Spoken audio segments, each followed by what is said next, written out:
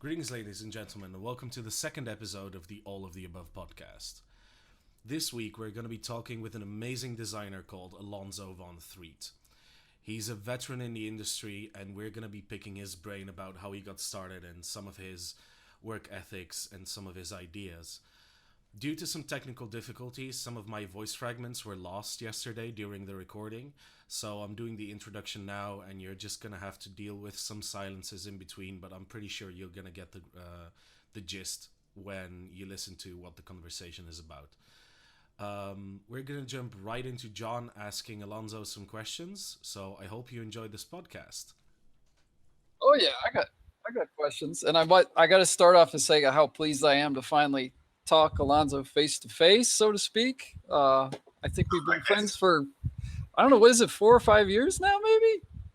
Hasn't been that long. I don't know, man. I don't even remember how I found you online, but I just sort of did, and we It flies. It really does fly. yeah. I'm shocked. I'm like, how did you get away with that for 5 years? I have no idea. I usually, my friends usually have an expiration date of actually 2 years, 2.5 if you're lucky. Okay. Well, I try to be polite. And I've always sort of been in awe of you because I got wind of you and I realized, hey man, this guy really has it going on. He's doing what I want to be doing, and so this is like an opportunity. I can ask some questions, pick your brain, make you tell me your secrets. All right. Okay. I know you do a lot of non-disclosure agreement stuff, so that's all off the table. But I sort of wanted to start maybe with a little like your biography. I know you have a university art background, and that would have been before 3D really hit. So, what was that like, and how does that still inform your work? I know you did paintings, you were doing airbrushing, stuff like that. That's a really good question, John, and I'm glad you asked it because I did start before 3D actually hit, and one thing I saw the list of questions that you asked, and one of the things that I liked about all the questions were that some of them weren't really, they weren't really exactly how it really is with me. Like, I got you. Yeah. Well, I had a quote unquote university education, but I wouldn't call it that. I never made it through college, but I taught in several colleges in New York, and as an adjunct professor, and that was mainly because of the way 3D was when it started. It was everybody was scammering to learn, and the few people who knew it and could teach it were very few. So lots of times I got into these positions by default, by technical default. And I always took that as one of my strengths. So that's why I'm always trying to stay on the cutting edge, because at a certain point you can get a job, you can get work, you can wind up in a university. You never know. I mean, all kind of great things has happened just out of technical know-how. But in a way, it's also been a crutch because I never felt like, because I never went through the front door of the degree, or I never felt like I could walk into a design studio with a strong portfolio and say, hey, I'm the bill of sales, I'm the goods you're looking for. I never felt like that. So I've always felt like the technical aspect was one of the keys to kind of get me into the door. Keys to the kingdom, so to speak. Yeah, exactly. It has been my VIP pass, or my backstage pass in a way, into, really coming through the back door on things. And I say that in a funny way. There could be another guy that just might be hip. He might be New Yorky. He might be, jet set. And when I got to New York, I'm like, I can't compete with these guys. I mean, I don't have that design. I was from Buffalo, New York. My parents from Arkansas, Alabama, down south. Didn't finish all the schooling, so I didn't really feel like I could actually, New York, and getting to New York, it was just like, hey, that's, you had to be jet set. You had to, you had to know their language. And I even though I had strong design skills, I had a country accent, kind of like, I can relate. that's not what clients. Yeah, go ahead. So, I just wanted to ask, seeing as I'm a European and here in Europe, we don't really get that whole thing about you have to go to New York and that's the place to be. How important was that to you at that point to go there to make your career? Well, are you asking? Well, I'll tell you right off the bat, with your accent, Alex, you can get into any place. I mean, Americans like the accent, But when I was here in Buffalo, and I haven't forgot you, John. I'm gonna get to you. But I was here in Buffalo. They would tell you go to New York, and I was never really the kind of guy that would get up and travel and go to these kind of places and was very worldly like that. But everybody would tell me to go to New York, in New York. And I didn't even know New York existed. I was like, when I finally got to New York, I was like, where did all of this come from? I mean, has this been here all the time? Wow, yeah. But I've only been there once in '94, so it blew my mind. Yeah, it was. It blew my mind. It was like, hey, when I first got there, I was just scared as heck. I'm like, I remember coming out of Port Authority and smelling the shish kebabs, like meat on the street. They're cooking and grilling, and it was just disgusting to me. I'm like, how could these people eat this? And then, like within a week, I was like, I gotta have me a shish kebab. Oh man. I was like fighting people on the train, I'm like, when I first got there, I saw people running for the train in business suits. I'm like, what are they doing? By the third day, I was like, out my way, move. Give me some of that. Wow. So yes, but back to your question, and you guys were talking about tangents and stuff like that. I'm the king of tangents, so It's all good. Yeah, I enjoyed your show last week, but I tend to go off on tangents, so you got to reel me in sometimes. But good evening, ladies and gentlemen, and welcome to the All of the Above podcast. Today with me is again John Haverkamp. Hi, John. Hey. And we have a very special guest on today. His name is Alonzo von Threet. All right. And I would like to welcome you to the show, sir. Thank you. Doing? Good to be here. So we had a short technical problem where my voice wasn't picked up on the microphone on the stream. I hope that's solved by now, and we're just going to continue where we left off, and I hope that you guys understood what everything was on about, because I didn't talk that much last time. So we left off at, we were talking about you just went to New York and you liked shish kebab a lot. Yeah. Awesome. Okay, so that's a good segue. I'm going to ask my second question, Alonzo. Okay. What was your first, since you're talking about New York, what was your first job in New York? And then what was your first 3D industry job? I'm assuming that happened in New York too, but I don't know. So do you want to know my actual first job or my first job? Whichever way you want to go with. Go in New York, well, that's a good question, because in New York, my first job was at Pearl Paint. I got a job working at an art store.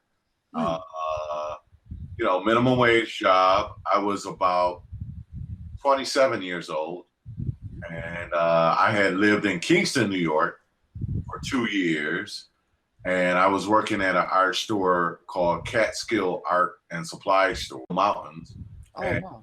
I was living there after I left Buffalo, and just Buffalo has always been bad economically. Right.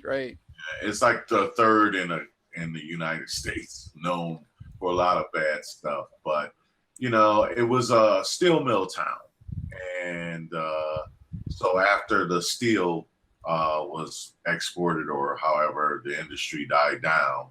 Yeah. I'm from Cincinnati, Ohio, and in the 70s, it was the Rust Belt, and it was the same. It was like, man, the cities in America looked bad at that time. Yeah. That there was lots of poverty, lots of crime, lots of dilapidated buildings. Yeah. Right. So as an artist, to even think to be an artist at the time was just, you were really asking for it. And my dad was like a steel mill foreman. He was one of the last to leave, and so it wasn't easy trying to convince him to be an artist. It was like, no way, which is really funny because my parents always supported me. They got me into being an art. I mean, I would go to Albright Knox art museum as a child, doing finger paint. But at a certain age, it's like, okay, high school, it's time for you to get a serious job or take a serious career, a doctor, a lawyer, something to make money. But so I kind of struggled with that. And then, but my first art job was in high school, where I worked as a protege with Boris at a small African art import store my sophomore year, and it was called Boris and it wasn't really far from here, but I would just go there, and there was an artist there who was a teacher, and he was a teacher and a businessman. He owned a store, and basically he showed me the ropes. So nice. Yeah, So he taught me how to do art, and how to stretch canvases, how to mine a store. He gave me how to do portraitures, how to really have an entrepreneurial spirit when it came to doing art. So you basically had a tutor from the start, correct? From the very start. And he was one of the best in the city of Buffalo, well known. And the one of the things that he did, he even gave me a studio. Like I say, I stretched canvases. I, literally showed me how to acrylic paint, oil paint. I mean, I was 16 years old, very pro-black, and in a very positive way, historic. So the interesting thing about me, even though I'm very ethnic aware, I was so internalized very young that it didn't develop into a very outwardly way. It was more of a very inward type of historical kind of way, educational kind of way. That's amazing. Right. That's amazing because, what's amazing to me is that you started out having a tutor, which is extraordinary because none of the people that I know started out doing art having a tutor. Like, for example, my mom would paint, or she would sing, or she would play guitar, but I started woodworking and painting all on my own, and no one would sit there next to me and go like, "Hey, show me that." So how much of a head start do you think that gave you? I have to say this. I'm a Christian. I believe in God, and I believe that I was just predestined to do art because, and not everybody says there's a golden rule that says, "Hey, 10,000 hours of everything, and right, yeah, of anything, and you'll be a master." But there was just certain incidents, like when I was I remember doing art in nursery school. I mean, I remember what I drew. I remember being competitive. I remember Ultraman. Do you remember him? 35 years ago. I think they just did Ultraman thing, Japanese anime. For sure, yeah. Played with those toys, yeah. Astro Boy, all the Stan Lee comics. I mean, you couldn't get more American apple pie than, if you wanted to be an artist. So that's why I'm very, there's an American sense of that. And like a lot of people I can relate to on a very non-interdenominational kind of way. I don't know how to put that, but it's Marvel Comics is kind of this universal language to a certain extent. Yeah.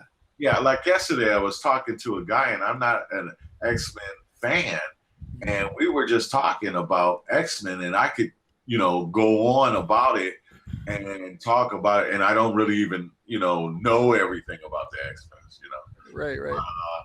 But just to the point, I definitely was, when I was in first grade, I used to compete to get the girl by drawing the best picture, That's the best reinforcement, isn't it? Yeah. Yeah, that's amazing. Yeah, nice. So yeah, as far as a tutor, yes, I look at him as protege, journeyman, apprenticeship, master. I still to this day call him my master, the master artist. Oh, so you still have a relationship with this? Yeah, he's in a wheelchair. His hands are like broke. He used to do signs. He actually employed me in a sense after, like, when I first got started with him, it was actually through one of those youth programs that they would pay half of your salary. He would pay half. They pay half. So I had a job. I was making money. And, it was like a hub of like the Afrocentric community and intelligentsia kind of thing. It was excellent stuff. Yeah. And I would actually get commission paintings. I was like, at the time, to be minding a store doing art. It's like, in a way I was kind of like living my dream. But he always said that he got me started, but I always had art in me. So he said, when I did my first painting, which I sold, my first painting, it was, this is kind of funny. My first painting that I sold was an acrylic, and it was a heavy metal cover of Elric the albino. That's awesome. I love Elric. Oh my God, man. In an African art import store, I was painting Elric the albino. No way. So you get what I'm saying? It's just like, it was. Well, you already had a broader vocabulary. Yeah, it was just. I was always very space age. I guess because of the Astro Boy, all that kind of stuff, like Ultraman. It was, like people would come in there and say, why don't you do something black? And, it was like, it would hurt my feelings in a way. It was like, I'm black. Everything I do is black. Right, exactly. Yeah. What are you talking about? That's very forward thinking though. Like, at that time, it must have pissed off some people as well. Yeah, it was very, it's very conflictual in a way, because like to be an artist, to me, has always been an uphill climb. It's always been a struggle. Even if you have certain gifts or givens or anything like that, it's just, it's like, okay, I wanted to be an artist, but like I said, my father wanted me to get a regular, they wanted me to, go after money or jobs that actually, paid really, really well, because the stigma is that artists, you're gonna starve, Yeah. Yep. and it's not true. I mean, I never even thought about that at the time, and being around other like entrepreneurs that were, like I say, intelligentsia, black intelligentsia, and my parents being from Alabama and Arkansas, I'm like the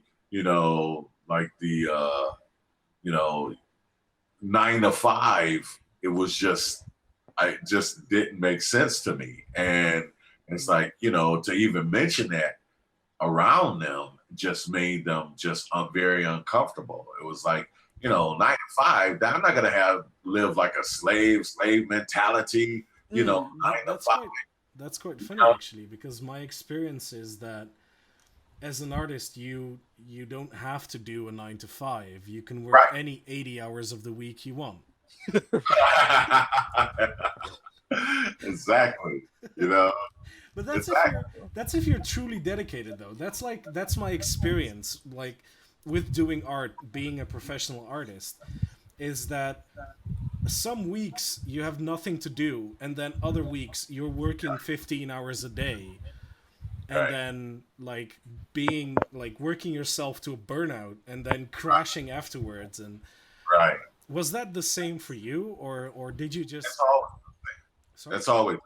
I just want to comment about that. I like what John said, and I'm still referencing your other show, which I enjoyed great. I like how John says it's like I'm always avoiding work, For people that we work all the time, we just don't always get paid, Yeah, I know that. Oh, that's so true. I'm working 3 jobs now, and I'm not getting paid for any of them. Wow. Yeah. I just got into where I'm doing freebies. And you have to, with art, you have to take the initiative. You have to, and I hate use the word due diligence because, but you have to pay to play. You got to pay to play sometimes. Take the initiative. Like if I want to learn hair simulations, I have to spend 10 hours, 20 hours learning that first. Even before you get your first, whatever $1 million project, you're gonna have to put in, $100,000, $200,000 worth of work in. I like talking numbers. So no, but that's totally true. I had this conversation with my mother the other day, and she was like, "You're working so much, and you're not getting paid for any of it. Like, why are you doing that?" Referencing the work that I'm doing together with John on Horizons and my own website and the other companies I work with, and like the only reason what I could think of is why I do it is, one, I enjoy it immensely. It's like not doing art means not breathing, but on the other hand, all the experience and all the portfolio that I build up doing nothing is going to lead to me getting. I'm still in school, by the way, like just saying. What are you taking? Sorry? What are you taking? I'm studying game design, game creation and producing right now. So I'm an all-round artist in just about everything, and I'm studying the business aspect of how to market and publish games. But the fact that I'm doing so much work for companies right now means that I'm gonna exit school with a diploma and 5-6 years of working experience, which is just impossible otherwise. You got it going on, man. You're an overachiever, but that's probably what you got to do to pull it off, for sure. Yeah, I'm not the best at what I do. I'm just like, I hope that I'm the best at promoting what I do. Like, would you agree with that, Alonzo? Like, was that the same for you, or were you just the best at everything that you did? And then Alonzo, to modify that, like, how much you think your success was being at the right time at the right place, and how much was, hustle and perspiration? Well, like I said, like I may have mentioned, I just don't believe in accidents. So I believe in a lot of destiny. And I mean, on my first job, I got at Pearl Paint. You know, the fact that I was already doing, working at an art store in Kingston. And that when I went to New York, I was a young guy. I used to drink, have fun, party. You know, I was out of town, and it was just I was crazy. You know, and been there, done that. Yep. yeah, and so I mean, I got evicted from my apartment at the time, and after I broke up with a girl, and then I went on a drinking binge and had trouble on my job, and then I said, well, I got to clean myself up. And so I quit my job and I decided to study Boris Vallejo painting for a while. And I finally got that technique by accident. I ordered a book. I was trying to get a book that was in Buffalo that I left behind. And they gave me the wrong book. Whoa, talk about destiny. Right. And it was the perfect book to learn the exact technique that I had been trying to learn for a year, Boris Vallejo, which included cobalt cicative. You know what that is? No. Very dangerous stuff, but it makes your oil paints dry really fast. Oh, so I mean, it's a kicker. Yeah, and so if you have your linseed oil, but the whole technique was an illustrative technique that if you're gonna paint, you would have to, and especially in New York, you would have to learn how to paint on gessoed illustration board. And so this was by accident. I came across the exact ingredients to do this. So I got that working, and then I like that to me was destiny. It was not something that could, you could say it's an accident. You can choose to believe it. Believe me, I have no problem with anybody who chooses to believe anything they want. But how? So you got the book, which was destiny, obviously. I mean, come on.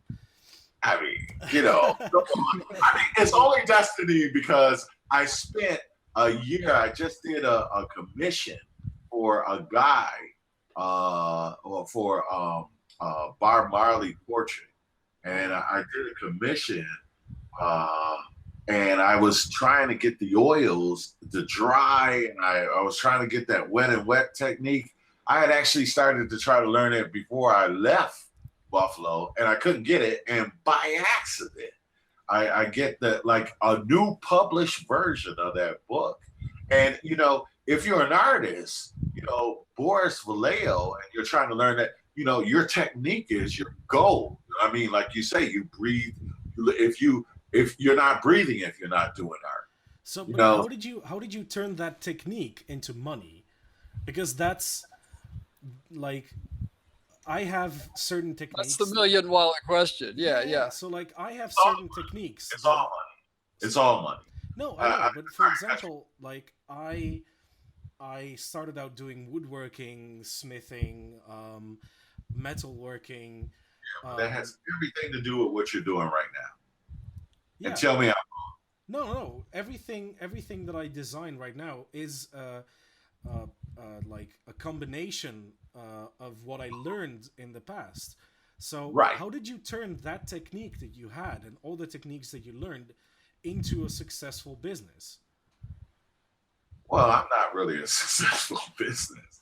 I mean, I've made a lot of money, yeah, but Well, let's measure it money-wise, because you said you love numbers, so. I can get a project $100,000 and work for 2 months. Yeah. And then, but I'm not gonna. But that's interpretive. One of the things, again, I'm sorry, you guys gonna think I'm a zone head, but no, don't worry about it. When I was in New York, and so let me just at least if I say it, then it's been recorded and it'll make sense later, right? But so when I was in Kingston, they got a Canon color copier, and a Canon color copier was so new, everybody freaked out, and it was in a small town. And so there was comic book artists. I mean, the guys, John Bluth, who did Havoc and Wolverine comics. Yeah, They came just to see this amazing copier. They put my name in the paper. They used to call me Captain Laser. Because I ran a Canon laser copier. And because of that, when I came down to New York and I was working at Pearl Paint, I eventually got fired for taking off Martin Luther King Day. They told everybody not to take it off. And, you know, I was just a big head at that time. And so I got fired. And when I went in for my last check, the girl said, oh, you know how to use the color copier? Well, there's this district over there. Nice. I go over there and get a job like this. Now, 2 minutes before I get a job, I was on my way back to Buffalo because you can't make it without a job. Right. So, but that was what I'm saying is like, you know, who would have thought using color Canon laser copier would ever be a part of what contributed to the livelihood that the next thing, because it was just a Canon, then they connected a Macintosh to the Canon. So what I'm getting from this is either God loves you a lot, well, he does, or you're really, really lucky. right. But if you look at your own life, and the question that we want is that the woodworking had everything to do with it. So somebody said when I first started rigging that, oh, you should have a degree in biomechanical engineering. And I'm like, get out of here. And then somebody else said, you should learn, if you're going to learn Maya, you should learn scripting and know programming. And I'm like, get out of here. I don't have to learn all that. And then when I'm in high school, like I'm looking at slope curves and I'm like, I'm going to sleep. I'll never have to use that kind of stuff. Oh, yeah, that's what I said. Put your head under that. Slope curves, I'm going to be an artist. Never in my life will I ever have to use a slope curve. Now I'm looking at 50,000 slope curves. This realization of, wait, high school math is actually useful, because I took every type of math there was. I love math. And a few months ago I was programming. I haven't been in a math class since 1986. Yeah, but and that was geometry. No, but I took like this advanced algebra and advanced like logics and everything. But like I said, you're an overachiever. Yeah, no, totally not. I'm lazy as fuck. No, but 2 months ago I was programming the behavior of a spaceship that was completely physics controlled by its engines and everything, and had centers of gravity and stuff. And at that point I was like, wait, I know how to do these gravity calculations, and I know how to do these curves. Nice! High school. Wow, dude. That was Alonzo, how you mentioned rigging. How did the rigging happen? Because I think this is the $1 million question that we've been dancing around, which is, how did you break into this 3D industry that didn't really exist when you started? When did you even first see rigging? Learn what it was. Uh-oh, we might have lost Alonzo. Oh dear. Oh, we're having too much fun. Alonzo, I don't know if you heard the last question or not. Okay, let me hear it again. You brought up rigging, and so I think the rigging is really the $1 million question that we've been circling around, because that seems to be like how you really got into the industry. And you can correct, like, when did you even first hear about rigging? Like, go see it, and what was your reaction?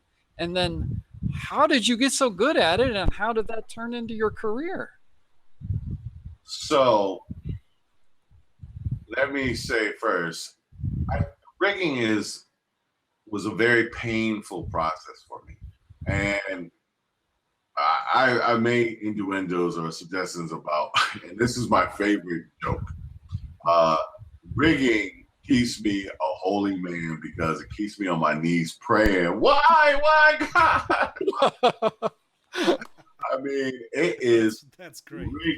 Rigging is, and this is what I love about your question, John. When you wrote me the question, it's like, like you were a rigger, and then what made you get into art? And that's absolutely that's absolutely the flip flop, because it's actually I'm an artist and I got into rigging, and one of the reasons why I focused on rigging is because, yes, it's $1 million question. It is what has made me the most money, got me the biggest job, and it's for one simple reason: because everybody else hates it. It's very difficult, and it's a lot easier now. But when right, no, even my just being in 20 years in that industry, I guarantee you it's gotten 1,000% easier. So I can only imagine. Yeah, you're like ground floor. Yeah, I started with Electric Image before they actually even. I mean, when they had Bones, and like we have such a history with this. John, we're about the same age, right? I'm 53. Oh, you got about 9 years on me. Oh, snap.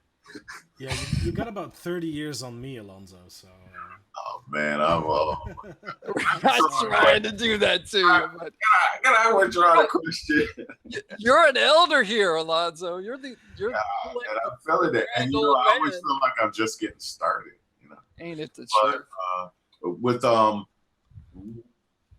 Let me tell you how foreign rigging was to me when I first started. I saw Alias used to be, or Autodesk used to be Alias Wavefront.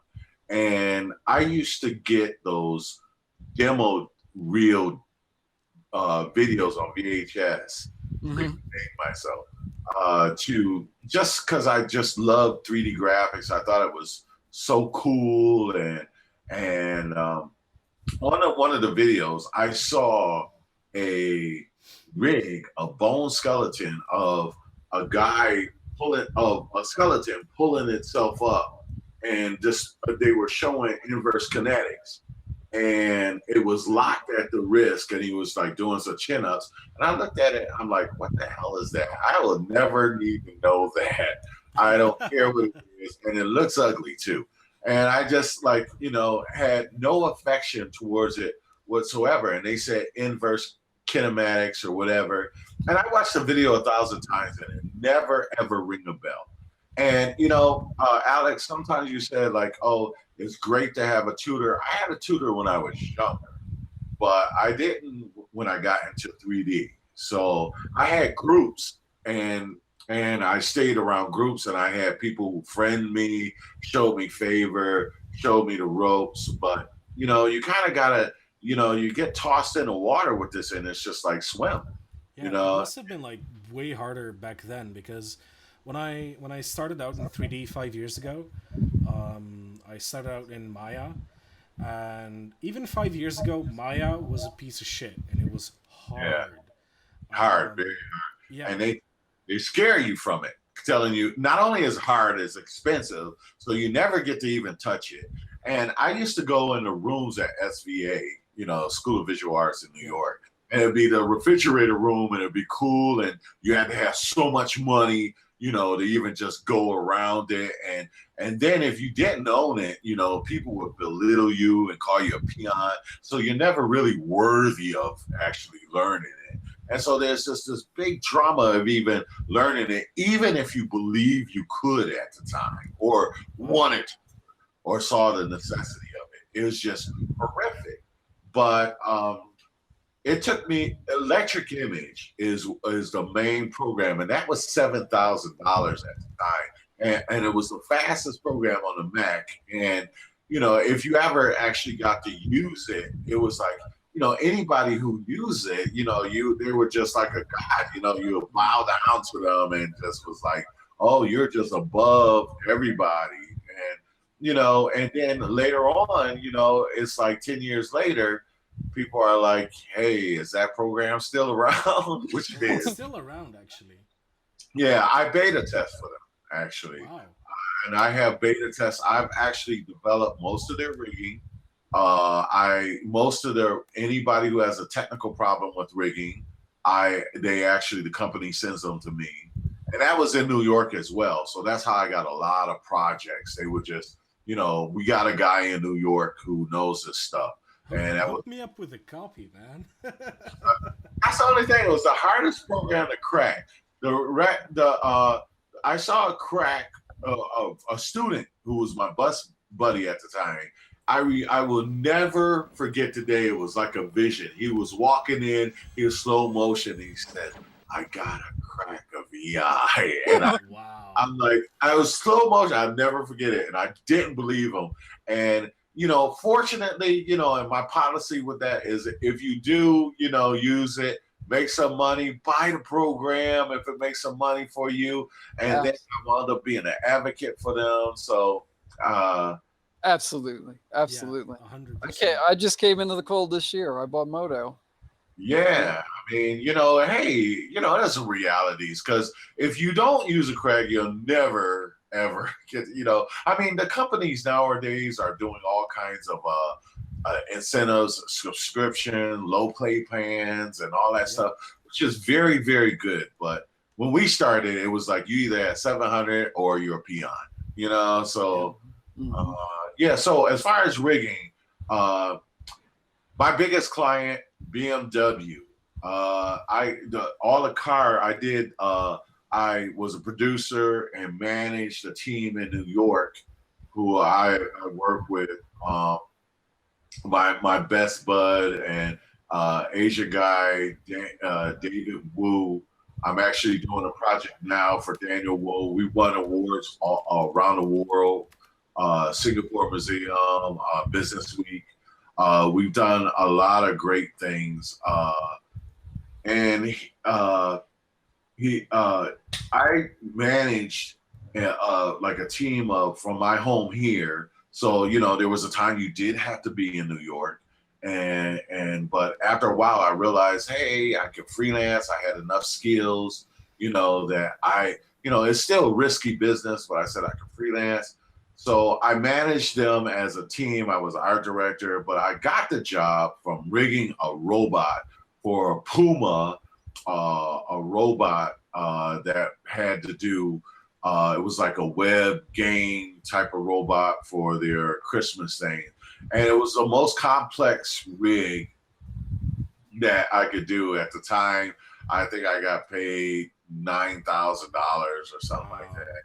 Yeah, and but it was like 200 parts using an electric image. It was, and I had to do another project, and I couldn't do both.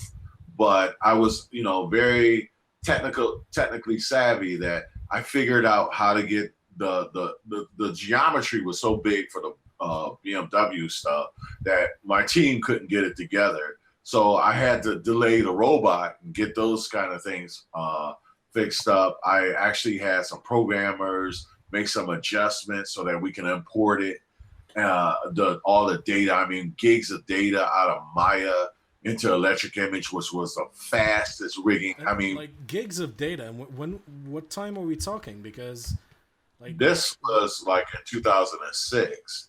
Okay, so like 10 years ago, that would have been an immense amount of data. But now it's not so bad, right? Well, still exporting, exporting gigs from a program is still gonna be hard. Right, exactly. But 10 years ago, that must have been insane. Yeah, it was impossible. So that's why we got the job. And it's like, the learning curve, as more people learn it, or even as rigging becomes easier, I don't get rig jobs like I used to. It was like, if you had a rig problem, there was only one place to go. Now you got HIK and Maya, Human IK.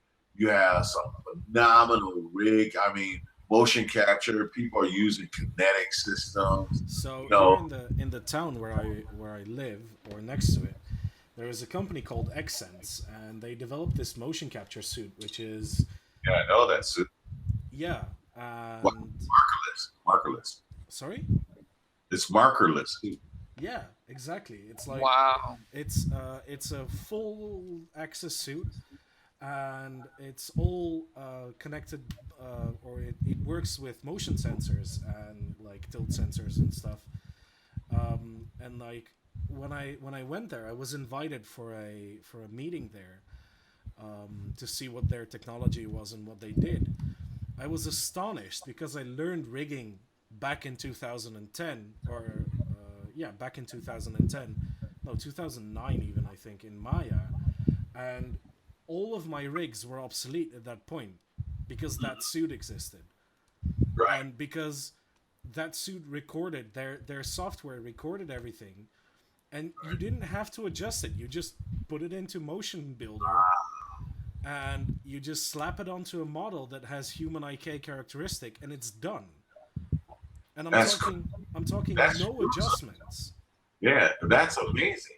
Yeah. That really screws it because I got an OptiTrack that I paid $5,000 on, and I never really got it going yet. You know? Oh, their software, like, it's mind blowing because one of the suits costs about 10,000 euros, which is little like $11,000, I think, not right now. Maybe 15. I don't know. No, Yeah, no, more no, like no. 15. No. It's okay. It's $1.1 for a euro at the moment. Okay. So, but that suit is literally everything you need for animation. Like, we're not talking robots and like animals and stuff, but human animation has been made like obsolete. Out of the box. Out of the box. Yeah, How much is it again? it's 11,000 euros, or like 10,000 euros. Let me check it out. Xsense. I can hook you up with them if you want. Yeah, so a little bit over 10,000, and you know, I don't know what kind of volume you need, how many people it handles at once. It handles, for as far as I know, it can handle up to 5 people at once It's crazy. wearing a suit. And the best thing is, it's actually wireless. So Right. you can wear the suit, and then just go out walking somewhere. Outside No way. Wow. Yeah. The only thing you have on to... location is what I'm saying. Sorry? On location, you know, you can be on a set. You No. don't have to be in the green room in the studio. No, Right. no. The thing they have is like, you don't have to be in a motion capture studio. What they did is, one of the best things they did, I think, is Skrillex, the dubstep artist. During his performances, he wears a suit like that, and he has a giant animated robot behind him, which is like projected on a screen. And whatever he does with his arms is literally, with almost no lag, translated to what the robot does. Real-time puppetry. Real-time puppetry on digital skeletons. Right. Their technology is mind-blowing. And that's one of the things that I've been realizing, like, you know, even now in 1998, you know, I to do a human face was like you would get the cover of a magazine if you can manage to do Yeah. anything that looks human. And now the average kid can do that coming out of, you know, like the fact of realism of an actual human face animation that has been conquered. And so, you know, so where does that leave us? You know, what level are, I mean, and guys like me that has been around, it's like, oh, if I could just get it, you know, you're almost scared to do it because it's like, oh, and I know portraiture, like I was saying, I used to work at this shop and I would just do sketches. So, you know, and it's still, you know, it's still kind of scary to me, but it's water under the bridge. And so is motion capture. And when I'm like, you know, I started out to do a motion capture movie, and I'm helping guys by doing their modeling. And and they're beating me to a movie when I started out doing it. You know, it's like, you could be, that curve, you could quickly become antiquated. That curve, there's like, a whole new genre, new wave of people just coming up with they could do movies with that now. When it was unthinkable, the X-Men, the movie X-Men First Class, they did all the CGI scenes of like that Azazel guy with like the tail, the devil guy. Right. That was just an actor wearing that suit that X-Sense made. And instead of storyboarding now, because when I started out, I learned how to properly storyboard. And now I learned that nowadays they don't storyboard. They just chuck some stunt guys into those suits and have them just run around some sets, and that's their storyboarding. Go improvise. Yeah. And then once they have their motion, they can just put a camera in the 3D space and move the camera around the way they want to plan out their shots. Right. So it's like, what does that do to you as far as competition, and how do you compete? It's like, where does that place you? So it's like, when they're talking about, when they're doling out the dollars, it's like, how do you say, hey, I can give you what you want? When Joe Schmo can do it with a Kinetics, or Game Boy can do it 50 times better. So my goal of, like, I'm always trying to learn the technology, I'm always pushing ahead. It's because if you don't, it'll just roll over you. You won't even, you can come up with something and like, hey, I finally got this motion capture system, and they're like, what are those dots on your arms for? They don't even do it. But with your knowledge, so this is what I'm wondering. Can't you, in a sense, like, stop being the guy that does the actual modeling and just do art direction? That's kind of where I am. You have to follow that under the big hitter of creativity versus commercialism. And so when I left from New York to come here and to study animation, to learn how to model, ZBrush wasn't big. I used to get a lot of flack from just trying to learn ZBrush. They used to say, that program will never be any good. The models are too high res. You can't do anything with it. Like, I mean, literally, even programmers used to tell me. And so, but I'm like, okay, no, it's going to work. 4 years later, okay, yeah, I got to still pay bills. 4 years later, it's not a direct A to B kind of path to meeting your goals. It's like, I left New York and said, I'm going to learn animation. It was years before I actually get there. You have family, you have all kinds of circumstances. You have to make a living, so how do you do that? And so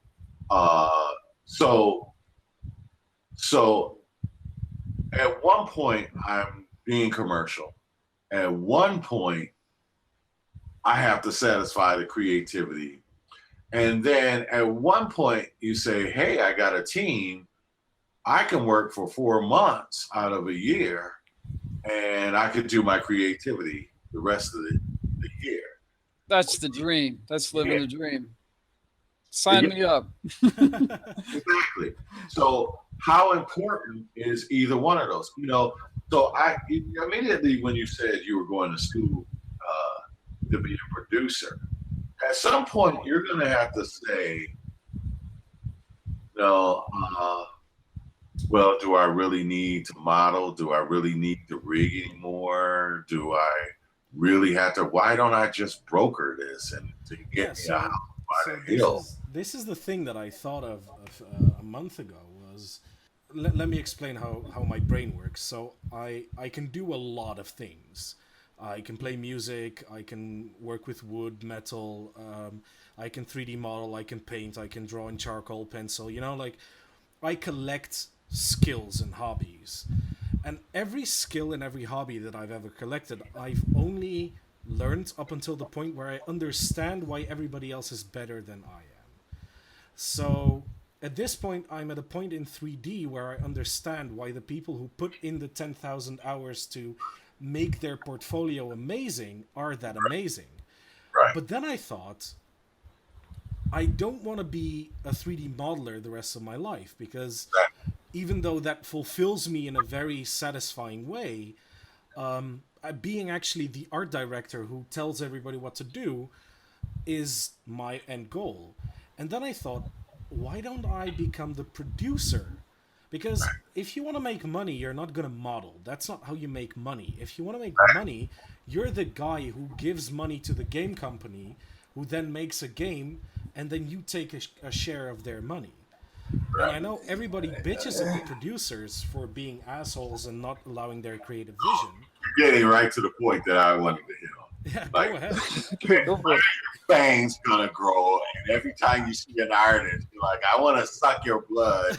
And, we're the peons. I mean, you know, that's the decision you have to make. Is like, you know, you might reverence and respect us as artists, but at one point we only become a meal ticket. You know, it's like No, but that's the conundrum.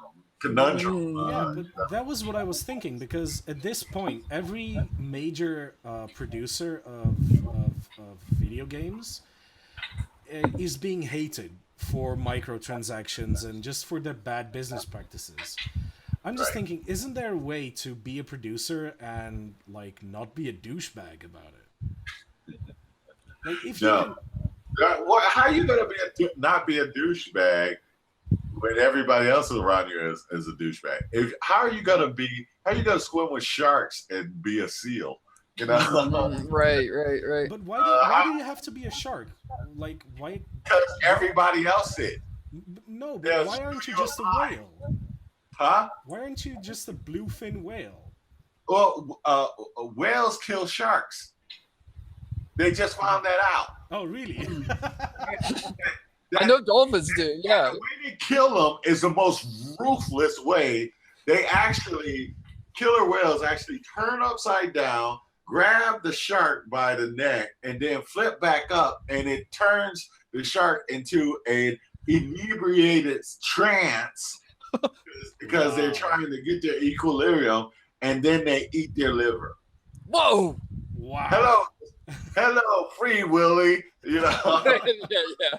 You know, it's a rotten business. You know, it's I walked in Barnes and Noble yesterday after being in a room, you know, studying and finally meeting my artistic goals, and I see all those millions of books by millions of different companies, by millions of different producers who have to meet quotas. They have to have, you know, they're all vying for your attention and want to sell their product, and they have millions of dollars. And there's no way that you can think that this is some la business. At some point, you have, you know, you make the choice. You know, it's like, you know, it's like I said to two of the, you know, and I'm good for this. This is way off. I said to the lady that's working, and I know she's a very facetious lady, right? You know, she just really will chew you up and speak you up. And I said, this is just a rotten business. And she said, other than any other rotten business? For sure. You know, I mean, she didn't have to think about that. Right. I'm coming to the realization at 53 years old, which means I'm already dead, you know, in a way, you know? You know, it's like, you know, the young guys coming up that understand that. And some people get that. You know, the people who are, you know, I mean, come on, who's making $1 million or who makes $10 million being a singer?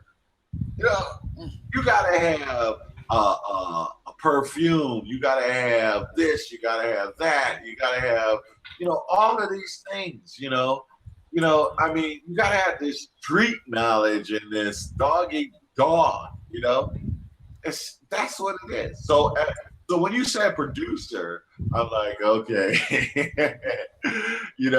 this is the truth. This is the moment when you are a truce. You're or in the dark side, because at some point it becomes a numbers game, and so I'm looking at that and I'm like, how do I deal with it? Where creativity versus competition. Where am I gonna fit in? And I don't have the answer to that. Wow, that's really honest, man. Wow.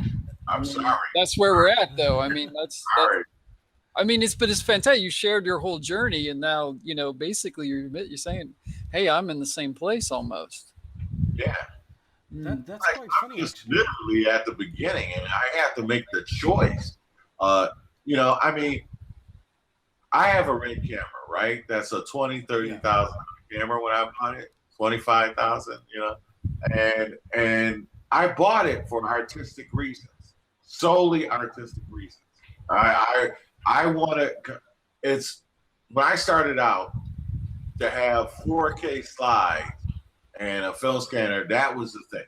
When I went into business, I had a business on 900 Broadway in New York, and I did well for 2 years before some big producer ate me alive. Mm-hmm. I mean, took all my work, and I would tell you, it's a very small thing. When I first got to New York, I used to laugh because I worked at like I said, Canon Laser Copier, but they also it was a photo lab in a fashion district. And people would come in to get photos and stuff, and they would bring in their flats of their drawing, and they would literally bring in their flats with their arms around it, and they would just like try to put blockers for the next person standing right next to them. And I used to look at them and I'm like, what is wrong with you people? The world is not that bad. I'm like, you just, eventually I know, it's like, I just don't know shit, Because they're worried about their competition ripping them off right there in line. Yeah. They know their competition will rip them off. Yeah, so that statement, they know their competition will rip them off. Here's a funny thing. So, do both of you know who Adam Savage is? The guy from the Mythbusters. So, he's talked a lot about when he worked at ILM, Industrial Light and Magic, and when he did models for Star Wars, and he talked a lot about people who had a particular skill in modeling or in whatever they did, and that was their bread and butter, and they never shared it. And that's fascinating to me. People who never shared their particular skills because they're afraid that other people will rip them off. That's like medieval guild thinking. Yeah, of course. But at this moment, I'm teaching multiple people how to model. After 5 years of nonstop modeling, I've built up like a pretty good knowledge of how modeling works. And the people that I've taught to model are at this point the best modelers in our school. And they get like the best grades in modeling. So I can totally imagine that those people will go on to become really good artists. But what are your guys' stance on sharing techniques versus keeping them for yourself? Because I think it's super important to share techniques with everybody you can. I think we all know each other because we share that similar philosophy, I think, to a large extent.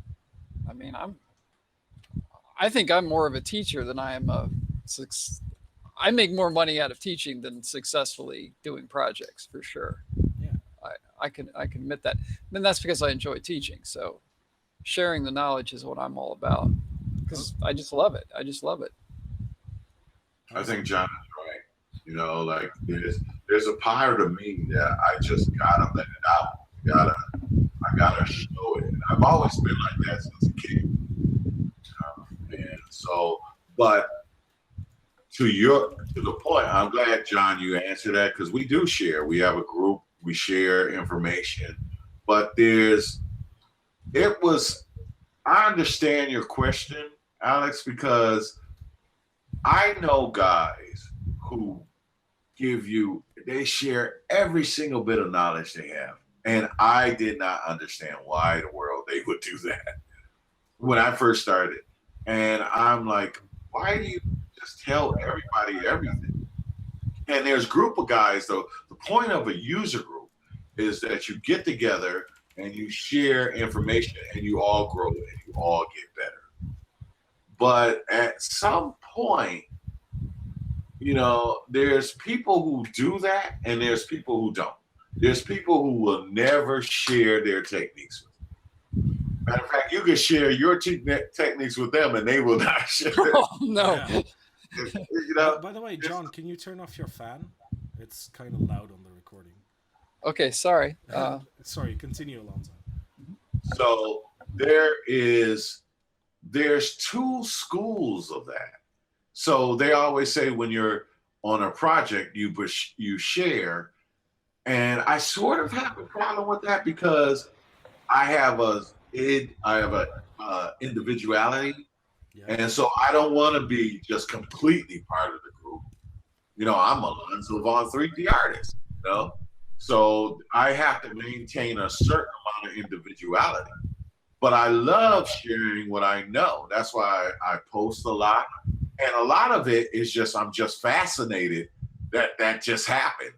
Wow, did you guys see this? Look what just happened.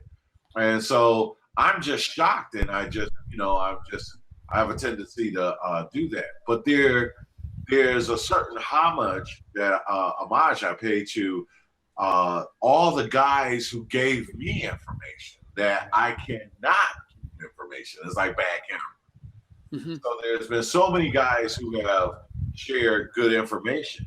But at the same point, there's always that one guy in the corner that he's going to take your stuff and claim that he did it and make money off of it. And you might be, down on the dollars that day, So it's you really have to decide who you are for yourself. And there's another thing. The really great artists, they always give everything. Because they have a philosophy, and I heard a Russian guy say it a long time ago. You cast bread onto the water, and it comes back as meat. Wow. So when you share, what you get back is like you can only get back what you put into it. And so the more you put into it, like you can kind of hone what you're going to get back. So if I put in a lot, then I'm going to get back a lot, and that is often the case. So. For sure. That's awesome. Yeah. Alonzo, I don't think we're going to top that. I think that is the perfect endpoint of this discussion. And thank you, sir. Wow. And we got to have you back on for sure, because I can tell. I feel like we haven't even scratched the surface of your biography. It's just opening more things up. But in the interest of time, in the interest of that ended so well, with that nugget of wisdom, cast the bread upon the waters. For sure. On that happy note, I bid you all. Thank you very much, Alonzo. Thank you so much, Alex. It's a great thing you're doing. I'm really glad that you're around. And especially your professionalism and your goals and your new blood. So thank you for the youth and vitality that you've been adding. Wow, thanks. That means a lot. So with that, let's close it off. Ladies and gentlemen, thank you very much for watching, and we'll be back next week. Alonzo, if you have any contact information that you want to share, I'll post it to me, and I'll put it into the description of the video. And I think that's it. Thank you very much for watching. Wow, guys, that was amazing.